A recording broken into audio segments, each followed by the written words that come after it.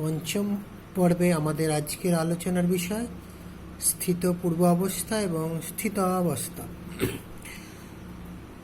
ধরা যাক পি একটি ধাতব দণ্ড। পি একটি ধাতব দণ্ড নেওয়া হলো।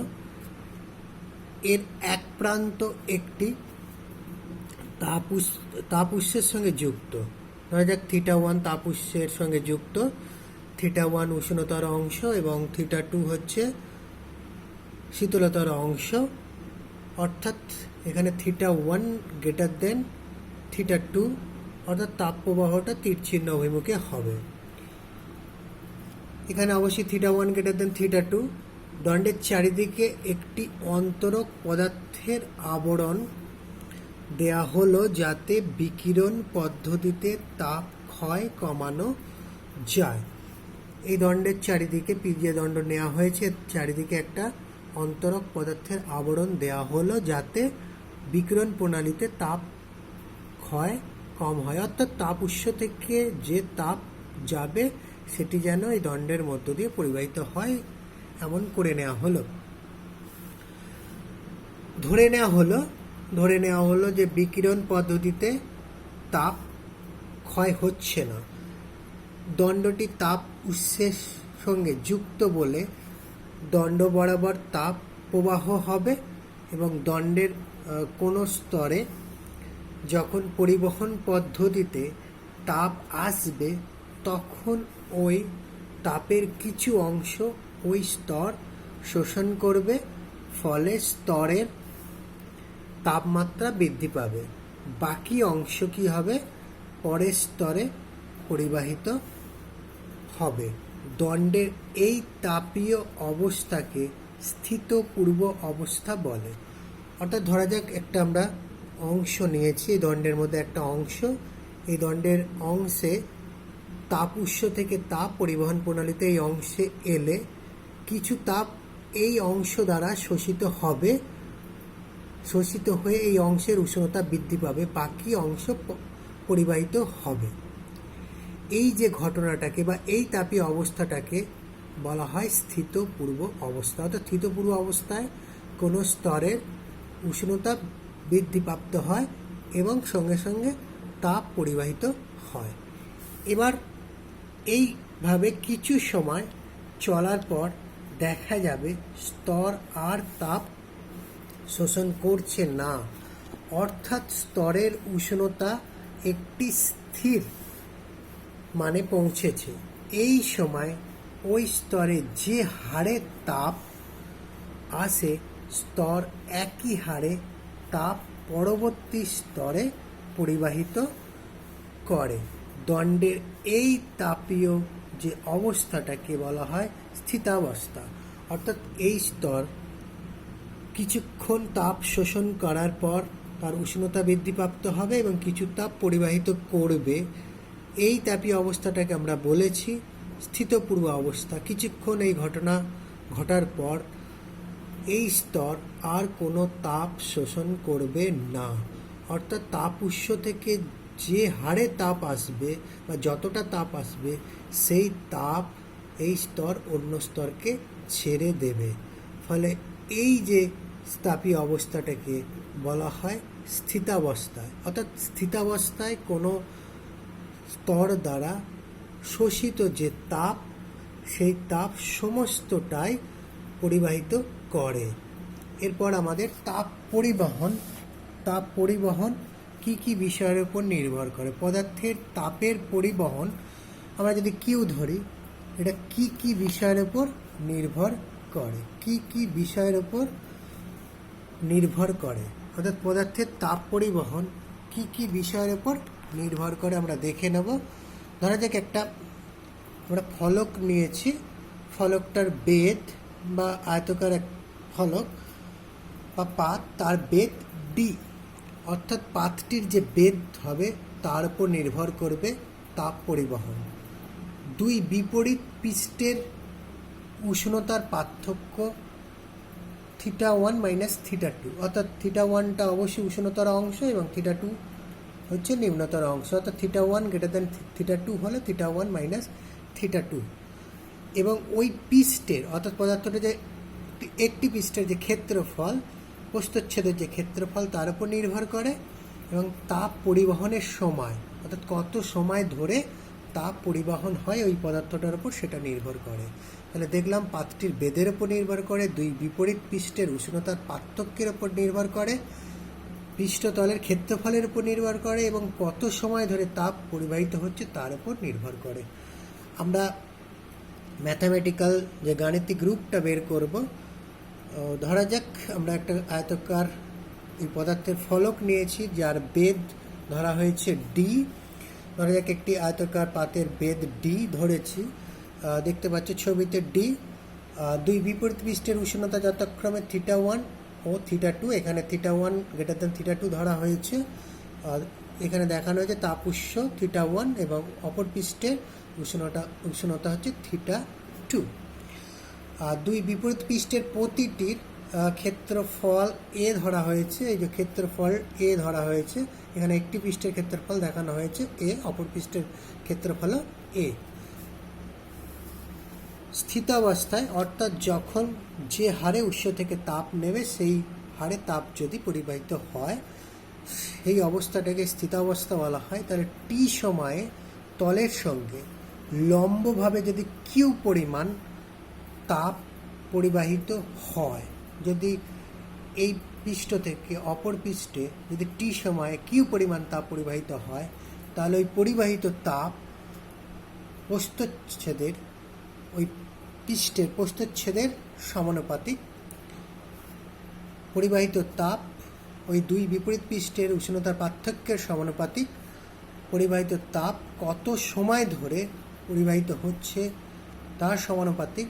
পরিবাহিত তাপ ওই পদার্থের যে বেদ তার ব্যস্তানুপাতিক, অর্থাৎ বেদ যত বেশি হবে পরিবাহিত তাপের পরিমাণ তত কম হবে, সময় যত বেশি হবে পরিবাহিত তাপের পরিমাণ তত বেশি হবে, দুই বিপরীত পৃষ্ঠের উষ্ণতার পার্থক্য যত বেশি হবে পরিবাহিত তাপ তত বেশি হবে, এবং প্রস্থচ্ছেদের ক্ষেত্রফল যত বেশি হবে পরিবাহিত তাপ তত বেশি হবে। এই চারটে আমরা ম্যাথামেটিক্যাল সমীকরণ যৌগিক ভেদের সাহায্যে আমরা লিখতে পারি। কিউ ভ্যারিজ এ θ1 - θ2 × T/D। এই সমানুপাতিক থেকে সমান করতে গেলে একটা ধ্রুবক গুণ করতে হয়, এই ধ্রুবককে বলা হয় সমানুপাতিক ধ্রুবক, যাকে ওই পদার্থের তাপ পরিবাহিতাঙ্ক বলা হয়। তাহলে আমাদের সমীকরণটা কি দাঁড়ালো? কিউ সমান কে এ θ1 - θ2 × T/D। কে হচ্ছে এই পদার্থের তাপ পরিবাহিতাঙ্ক। এবার আমরা তাপ পরিবাহিতাঙ্কের সংজ্ঞা দেব। ধরা যাক আমরা যে সমীকরণ পেয়েছি কিউ সমান কে এ θ1 - θ2 × T/D, আমরা এটা 1 নম্বর সমীকরণ দিলাম। এই সমীকরণে যদি ডি অর্থাৎ বেদ যদি 1 একক হয়, প্রস্থচ্ছেদের ক্ষেত্রফল যদি 1 একক হয়, উষ্ণতার পার্থক্য যদি আমরা θ1 - θ2 1 একক ধরি, এবং পরিবাহিত তাপের যে সময় 1 একক ধরি, তাহলে দেখো A1 θ1 - θ2 1 ধরেছি, T1 আর D1, তাহলে কিউ পরিবাহিত তাপ সমান কে, অর্থাৎ পরিবাহিতাঙ্কের সমান। তাহলে পরিবাহিতাঙ্কের সংজ্ঞা, তাপ পরিবাহিতাঙ্কের সংজ্ঞা আমরা এইভাবে দিতে পারি: একক বেদ ও একক প্রস্থচ্ছেদ S1 একক প্রস্থচ্ছেদের ক্ষেত্রফল যুক্ত কোনো পদার্থের দুই বিপরীত পৃষ্ঠের উষ্ণতার পার্থক্য একক হলে তলের সঙ্গে লম্বভাবে T=1 মানে একক সেকেন্ডে বা একক সময়ে যে তাপ পরিবাহিত হয় তাকে ওই পদার্থের তাপ পরিবাহিতাঙ্ক বলে। অর্থাৎ একক বেদ ও একক প্রস্থচ্ছেদের ক্ষেত্রফল যুক্ত কোনো পদার্থের দুই বিপরীত পৃষ্ঠের উষ্ণতার পার্থক্য যদি 1 একক হয়, তাহলে ওই তলের সঙ্গে লম্বভাবে একক সময়ে যে তাপ পরিবাহিত হয় তাকে এক কথায় কি বলা হয়? ওই পদার্থের তাপ পরিবাহিতাঙ্ক। এবার দেখো আমরা 1 নম্বর সমীকরণ দিয়েছিলাম, এখানে 1 নম্বর সমীকরণ কিউ সমান কে θ1 - θ2 T × T/D। এখান থেকে আমরা কে যদি বের করি কিউ ডি এ θ1 - θ2/D, দেখো কে সমান যদি আমরা এটা বের করে QT by A theta one minus theta two into T. তাহলে সিজিএস পদ্ধতিতে তাপ পরিবাহিতাঙ্কের একক হবে, সিজিএস পদ্ধতিতে তাপের একক হচ্ছে ক্যালোরি, আর বেদ দৈর্ঘ্যের একক সেন্টিমিটার, প্রস্থচ্ছেদ ক্ষেত্রফল সেন্টিমিটার স্কোয়ার, প্রস্থচ্ছেদ যেহেতু ক্ষেত্রফল এরকম theta one minus theta two degree centigrade, এটা degree centigrade into second S. তাহলে আমরা ক্যালোরি যেমন ছিল পেলাম সেন্টিমিটার, আর এখানে সেন্টিমিটার স্কোয়ার একটা থাকবে তলায়, উপরে উঠে গেলে centimetre minus one, degree centigrade উপরে উঠে গেলে মাইনাস ওয়ান, এবং সেকেন্ড উপরে উঠে গেলে মাইনাস ওয়ান। তাহলে এসআই পদ্ধতিতে একক হবে, সিজিএসে ছিল ক্যালোরি, তাহলে এসআই জুল, এটা সেন্টিমিটার মাইনাস ওয়ান তাহলে মিটার মাইনাস ওয়ান, এটা ডিগ্রি সেন্টিগ্রেড মাইনাস ওয়ান তাহলে কেলভিন মাইনাস ওয়ান, এটা second minus one, second minus one. তাহলে জুল আর সেকেন্ড মাইনাস ওয়ান এক কাছে আনলাম, তাহলে এটা হচ্ছে watt, metre minus one, kelvin minus one, metre minus one, kelvin.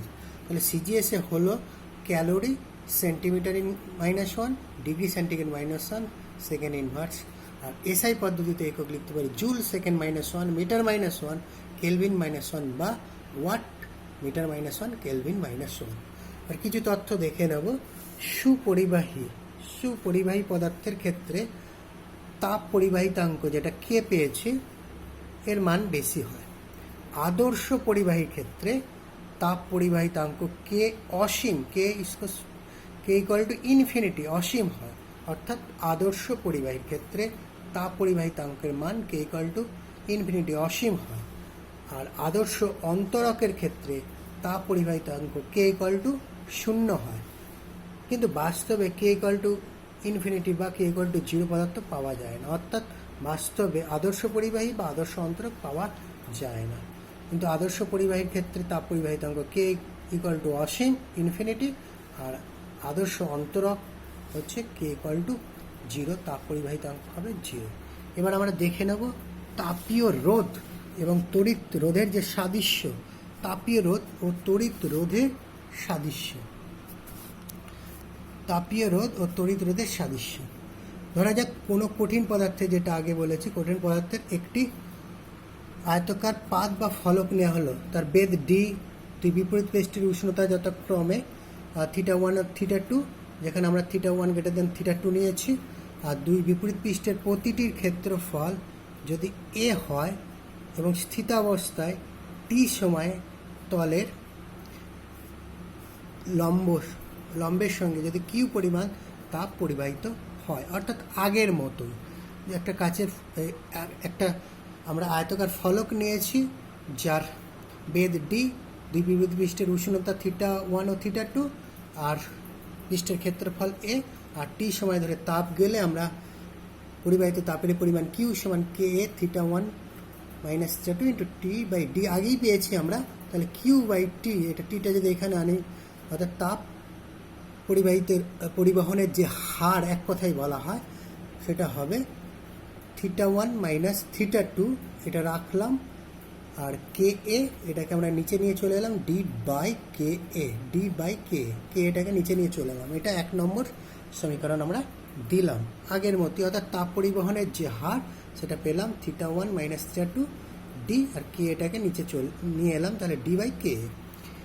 আবার কোনো পরিবাহীর দুটি বিন্দুতে তড়িৎ বিভব যথাক্রমে ভি ওয়ান ভি টু, যেটা ওহমের সূত্র থেকে পেয়েছি, আর V one greater than V two হলে যদি পরিবাহীতে আই তড়িৎ প্রবাহ মাত্রা হয়, তাহলে ওহমের সূত্র থেকে কি পাবো, বিভব পার্থক্য।